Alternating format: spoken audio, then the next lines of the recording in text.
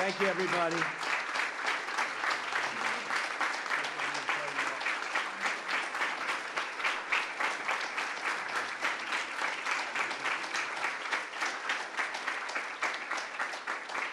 We actually spent some time together, so I didn't mind giving you a second hello. Not at all. We've known each other a long time. We've been friends for a long time, from the beginning of the campaign. And these are special people. Please sit down. Vice President Pence, thank you very much for joining us, Mike. I also want to recognize Acting Director Homan, who's leaving us. He's been truly a star, and he's leaving. He's retiring. But where is Tom? Is he around here someplace? Tom, stand up, Tom. Great guy.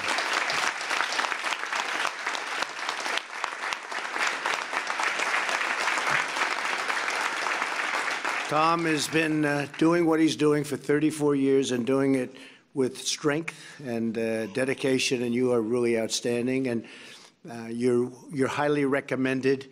Replacement is going to do a great job. We know him well. He's going to do really great. Thank you, Tom, for those years of service.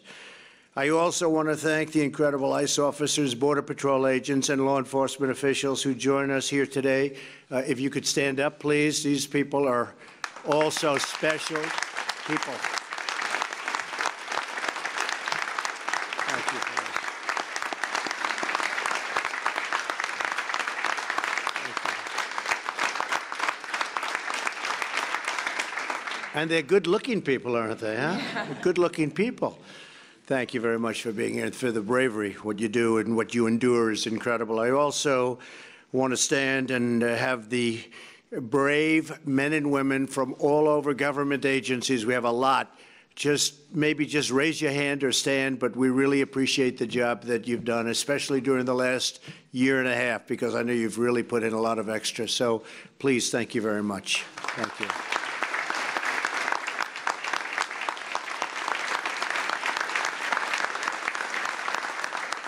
We're gathered today to hear directly from the American victims of illegal immigration. You know, you hear the other side, you never hear this side.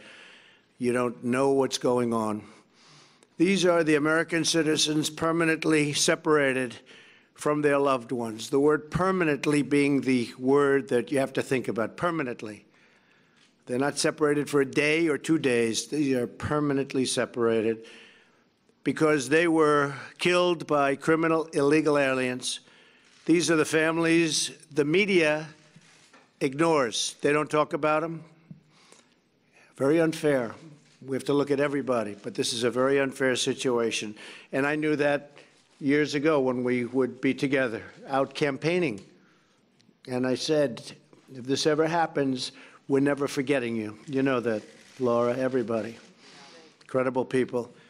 And they're dedicated. These are the stories that Democrats and people that are weak on immigration, they don't want to discuss, they don't want to hear, they don't want to see, they don't want to talk about.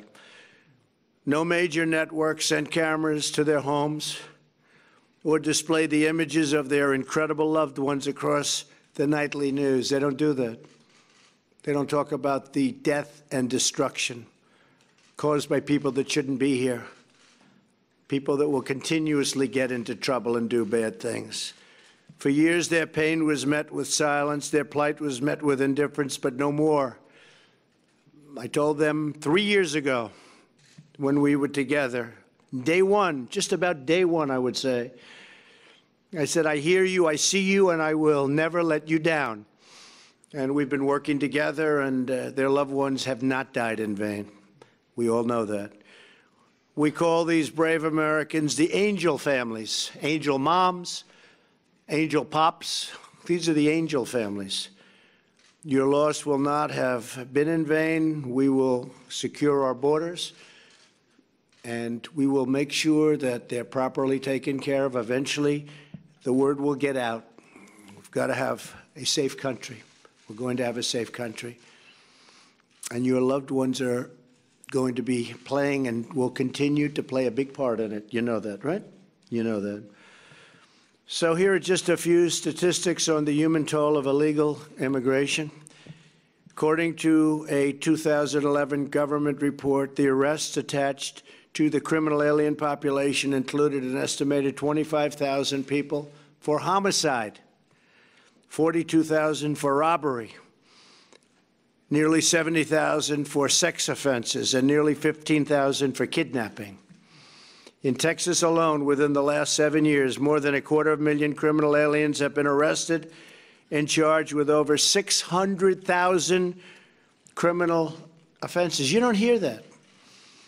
I always hear that, oh, no, the population's safer than the people that live in the country. You've heard that, fellas, right? You've heard that. I hear it so much, and I say, is that possible? The answer is it's not true. You hear it's like they're better people than what we have, than our citizens. It's not true. In 2016, more than 15,000 Americans died from a heroin overdose. More than 90% of the heroin comes from across the southern border. 90%. As a result of sanctuary city policies in fiscal 2017, more than 8,000 criminal aliens, these are really hardcore criminal aliens, were in police custody and were released because of our weak laws, weakest in the world, weakest in the history of the world. They were released back into our civilian population. And these gentlemen had to do some of the releasing, and I don't think you were too happy when you knew, because you knew.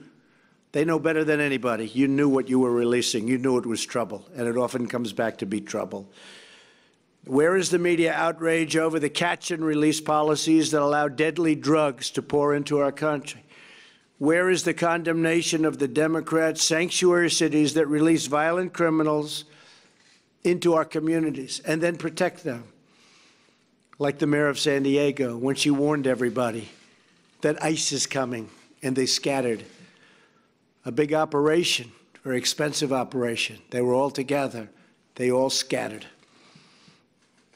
And what are they going to do about looking at her, by the way? I've been asking this question now for 4 weeks. She can do that? And where is the outcry over the savage gang MS-13 and its bloodthirsty creed? Kill, rape, and control. Because the news media has overlooked their stories, I want the American people to hear directly from these families about the pain they have had to endure, losing not only their loved ones, great people, great Americans, people that would have been very successful, people that in some cases could have been here one day, could have been here. I know the way you feel. Could have been right here, standing here. First, I'd like to ask a friend of mine for now a long time, Laura Wilkinson from Pearland, Texas, to come and share her story about her incredible boy, right? Yes. Come on, Laura, just say a few words. We want to tell you a little bit today about Josh. He was brutally tortured, strangled over and over. He was set on fire after death. His last hours was brutal. As everyone standing up here, none of our kids had a minute to say goodbye. We weren't lucky enough to be separated for 5 days or 10 days. We're separated permanently. Anytime we want to see or be close to our kids, we go to the cemetery because that's where they are. We can never speak to them. We can't Skype with them. And I want to thank you so much in this room for what you're doing to understand. You guys know the permanent separation. It's the media that won't share it with other people. It's permanent. We can never have him back on this earth. Thankfully, I'll see him again in heaven. But I want to thank you, Mr. Trump and Vice President Trump, for, Vice President Pence, for keeping their commitment to us. It's been ongoing, it continues on, and please understand there are so many more of us than what you see here that had the same story over and over, drunk driving, killed, over and over, and they don't prosecute her, they let go and low bond, they're out in 30 days. It's sad for our country, and it's time to take it back, and I want to thank each and every one of you, law enforcement. You know it, you love it, you want to do your jobs, and thankfully we have a president who will allow you to do that now. Thank you so much.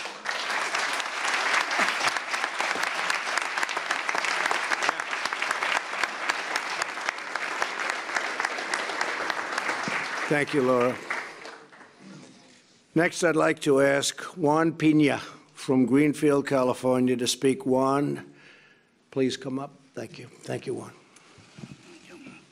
My name's Juan Pina. First of all, I want to thank the Remembrance Project for bringing my daughter's name out to light, and for candidate Trump to let me speak about her. And I've got a lot of people that I need to thank. My daughter was Christy Sue Pina. Back in 1990, she was kidnapped, strangled, stabbed, raped, and sodomized, and her new body was found in the artichoke field. I've been fighting for 28 and a half years. He's been fighting. He was loose for 25. In the last 3.5 years, he's been fighting extradition. And on May 3rd, God answered my prayers. Mexico finally turned him loose to us, and he is now in the Monterey County Jail, and we could start court procedures for my daughter's death. And I want to thank everybody that was involved in getting him over here. The Sheriff's Department of Monterey County, for the investigator.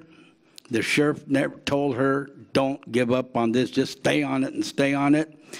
And she pinky swore that she was going to get him over there, and she did.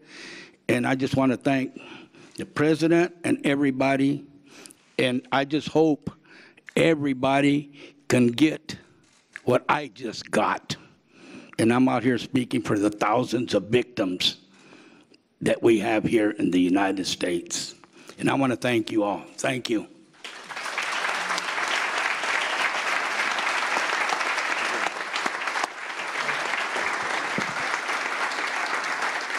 So Juan fought for many years, and it's hard to believe, but that's actually a great feeling. Yes, it is. That you just, incredible job.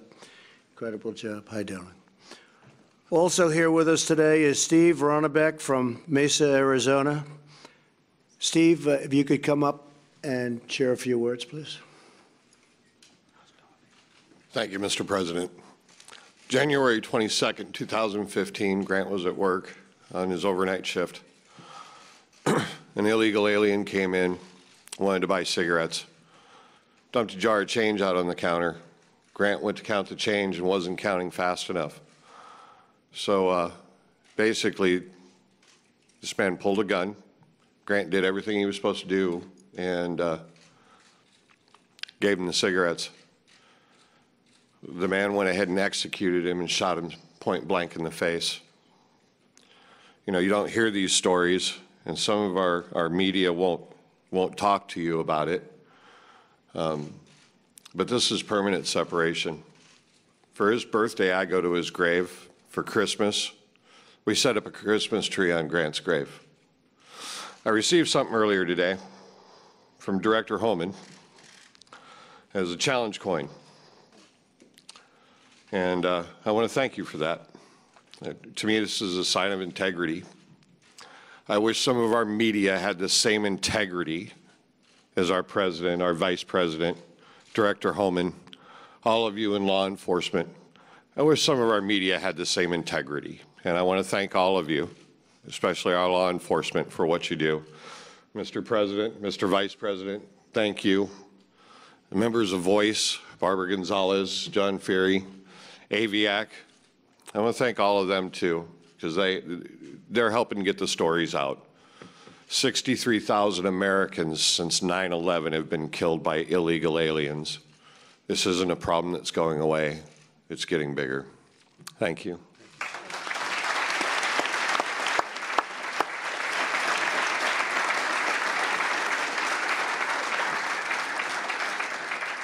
$63,000. And that number, they say, is very low because things aren't reported. 63,000, and you don't hear about that. Also here with us today is Michelle Root from Modale, Iowa. Great place. Michelle, please come up. Thank you, Mr. President. My daughter, Sarah Root, was killed within 24 hours after graduating with a bachelor's 4.0 in criminal investigations, out celebrating stopped at a stoplight and rear-ended by Edwin Mejia going 70+ miles an hour. He was arrested, but then he paid a $5,000 bail, and now he has fled. Our separation, like everybody has said, is permanent. Sarah never gets to go on to be a wife, a mother, a grandmother, an aunt. My son does not have his only sibling any longer. My life has been devastated. So has my daughter's family and friends. I want to thank President Trump and Vice President Pence, Barbara Gonzalez, John Freary, and Director Holman for all their support. They have never given up on us. AVIAC was a group that we started because we were tired of not having anybody else to go to get information. When Sarah was killed January 31st of 2016, I had nobody, but I was thankful for my politicians in my area. And you know, President Trump was one of the first ones to reach out to my family. And he has been there from the beginning, never left our side. Now we just need to get my daughter's killer found. Again, my separation is permanent. Sarah's never coming home. I never get to take a selfie with her again. I have no more pictures of her. So please, thank you guys for everything. Keep up the great work. Our police officers, our Border Patrol, please continue to fight. Thank you.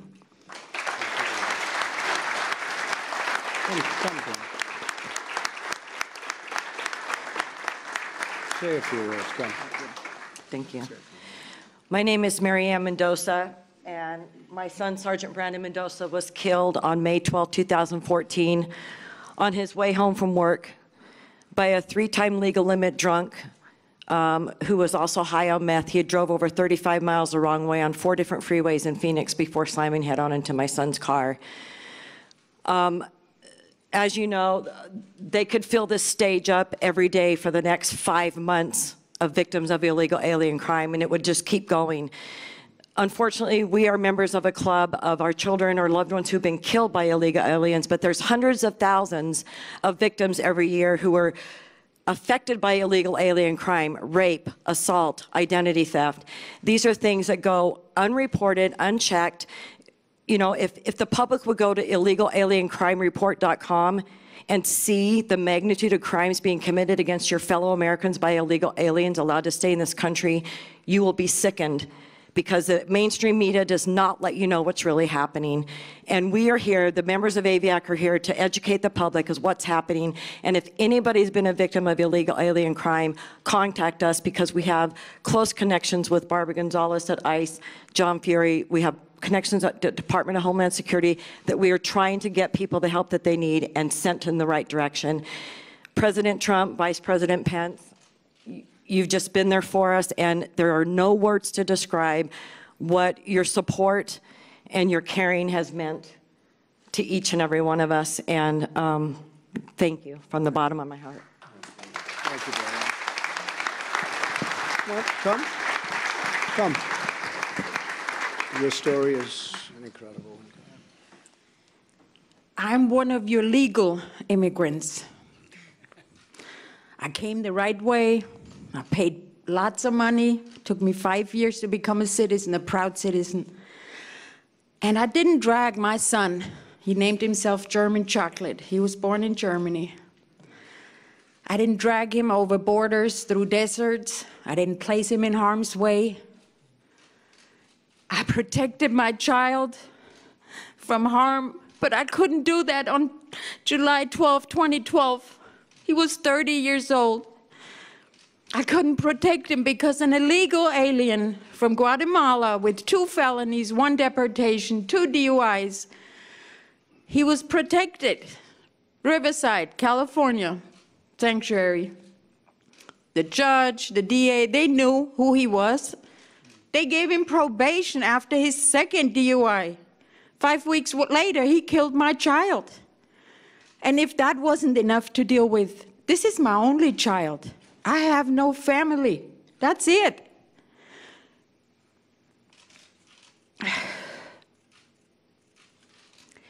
The public needs to know, and they deserve to know, that this could happen to each one of you at any given second. You hug your child, you send them off, no matter what age they are.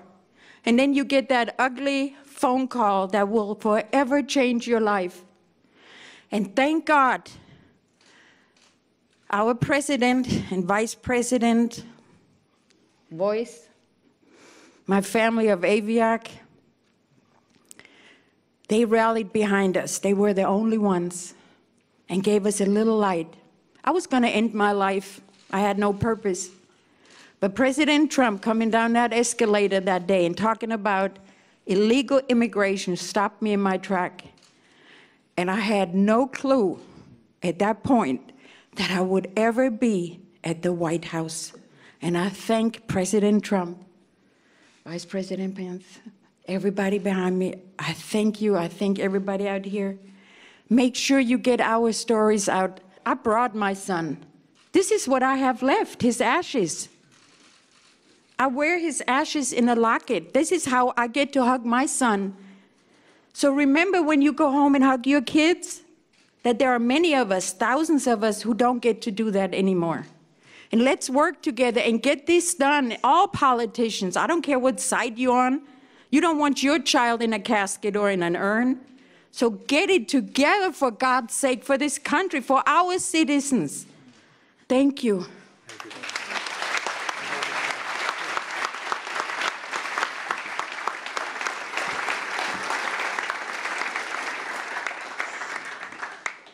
My name is Ray Tranchant, and I retired from the Navy. I flew off of aircraft carriers and had a great Navy career, and then I started my family in the 90s. I had two little girls, Tessa and Kelsey, and they had a bigger brother, Dylan.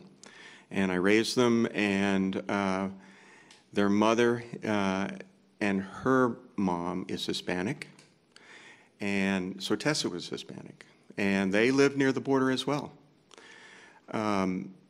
Tessa was 16. She was a dreamer, and so was her friend Allie Kuhnhart, 17 years old, 16 years old, both beautiful girls, and they just loved talking about the future. They went to a Wawa in Virginia Beach to get a pack of gum, and they were stopped at a stoplight, and Alfredo Ramos was driving at 70 miles an hour. He was 3 times the legal limit. He had been arrested before for DUI, in which the judge gave him no time or fines. He had a fake ID from Florida bought by the cartels. He had a fake driver's license on his car, and he couldn't speak English. And he needed an interpreter for the last DUI hearing. He was also arrested for drunken public. Bottom line is he came in through Mesa, and he tried to make it, and he was 3 times the legal limit, so the police told me that at that, it's like wearing almost blackout glasses while you're driving. When he hit the girls from behind, it was an explosion. The neighborhood thought a bomb went off. The girls were almost instantaneously dead. They worked on Tessa for a while, and I got to see her in the hospital. Those are the dreamers that the United States should focus on. I can't make an opinion about the young people that are here illegally because their parents brought them. But I can guarantee you the government had nothing to do with that. And everybody wants to blame. But the parents of those children are to blame. And there was a lot of, well, maybe they'll feel sorry for them because they're kids, and maybe if they behave, they'll just magically beat the system. My mom came from Ireland. Took her 10 years to get her citizenship. She had a sponsor. If she got in trouble, not only did she get in trouble, the sponsor was in trouble. I would have been speaking Northern Irish right now if she got out of line. That's the way it was with INS in those days. And Mom loved being an American. I helped her study for her exam. So I'm all about legal immigration.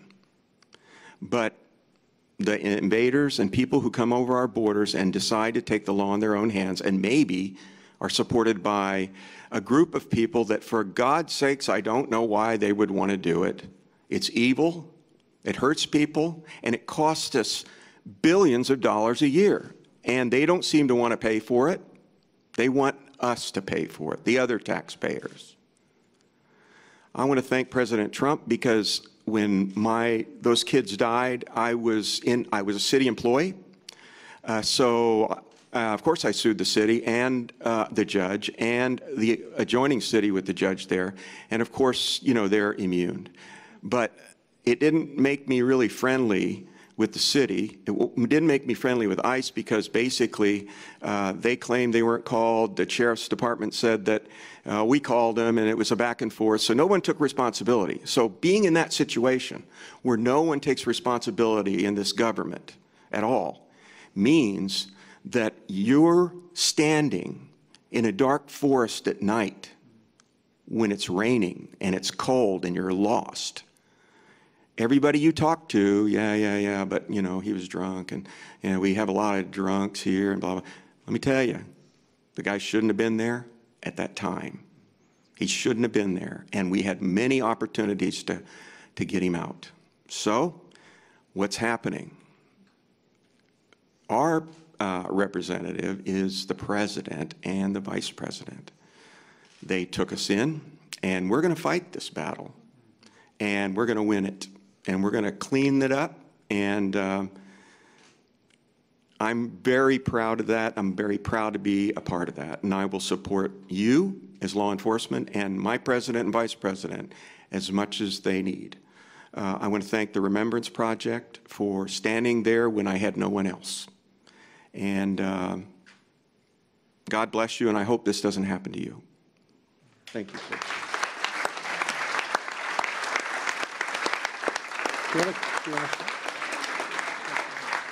This is Tom Selleck, except better looking, right? Better looking. Thank you. Thank you. My name is Angel Mom Agnes Gibbony. My family legally immigrated from Hungary. We escaped during the revolution. We couldn't come to the United States as my mother planned because my father was born in Yugoslavia and they wanted us to stay. And because my mother said no, they didn't allow us to come to the American embassy. We had a choice of South Africa, Austria, or Brazil. We went to Brazil and lived there 13 years trying to legally immigrate to the United States. When we immigrated to Brazil, we were stateless. We didn't belong anywhere because the government took our citizenship because we escaped. And when we came to the United States, we were stateless. And I'm very honored and proud to say this is my home, my country, and I will fight for this country until my death. Thank you, law enforcement, Border Patrol, immigration, Barbara, everybody that got me here today. And thank you for fighting this fight with us because, trust me, you don't want to walk in our shoes. And President Trump, thank you for always standing behind us. You are the biggest birthday present I got. And I'm still waiting for that shovel to help build the wall at the border. I live in California. And I would like to ask if you don't want your state to become a sanctuary state. So I would like to ask President Trump if you would tweet and endorse us to fightsanctuarystate.com to help us so we're not going to go down, because if California continues in this path, the rest of the country will follow. And I am so proud and honored of you, Mr. President, the integrity and character that you have shown us. Pulling the daggers out of your back every day hasn't been fair, but I want you to know that I'm very honored to call you my president. And God bless you and your family always, and Mr. Pence, and God bless this country. Thank you so much.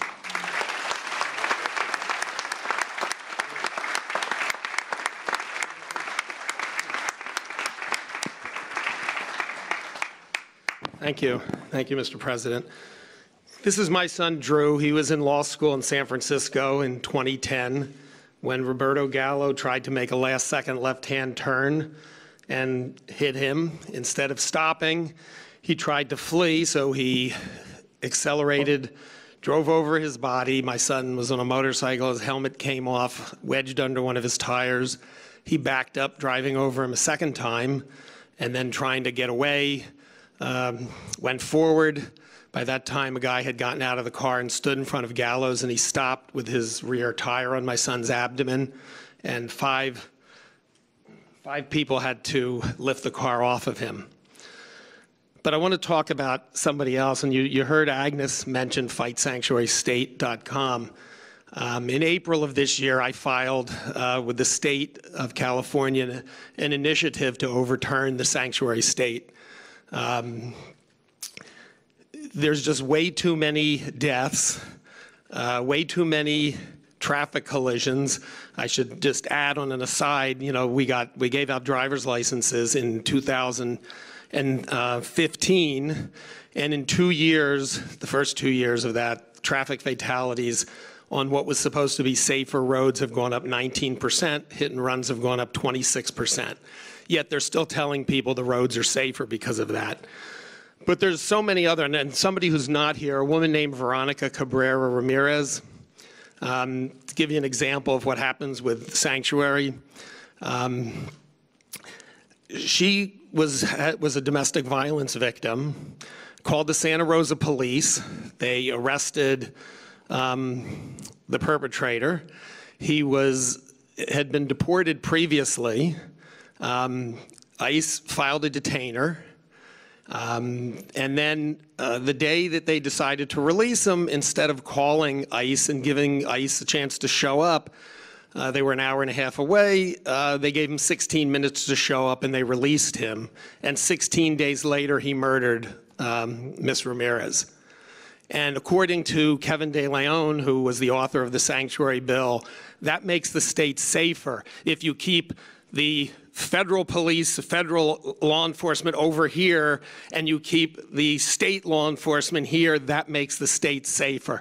That's absurd. It's outrageous, and something has to be done. And I hope that, as Agnes said, if we don't kill this in California, it will spread, and I know it already is in some places. It's a death sentence for American law-abiding citizens. Anyway, I'd like to thank the President and the Vice President, everybody else who's here. Director Homan, thank you so much. You've become a credible friend. John Feary, Barbara Gonzalez, and my new friend today, Kristen Nielsen. Anyway, thank you all very much, particularly law enforcement.